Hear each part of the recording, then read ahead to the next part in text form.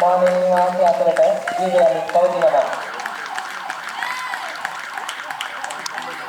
මේ අවස්ථාවේදී ක්‍රීඩා නායිකාවක් නායකයා සිටින මානව වාසයේ අනිත්‍යතාවයන් දැයමින් මෙලොව වාසයට ගමන් කරනවා අපිට පෙනී යනවා.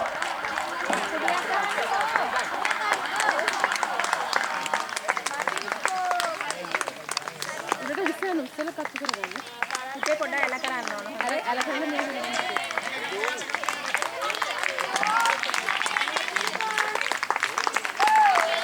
මේ අවස්ථාවේදී මානව වාසය පසු කරමින් මෙලොව වාසයට ගමන් කරනවා.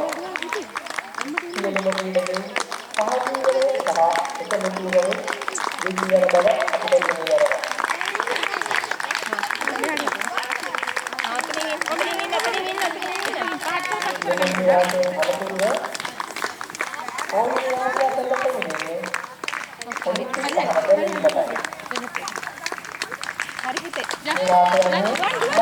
දුවල යන්න නිවුණා ගමන් කරන්නේ ක්‍රීඩාවේ යාව ජීව ගුණය ගැන ඔලිම්පික් පහළ බැලීමටයි.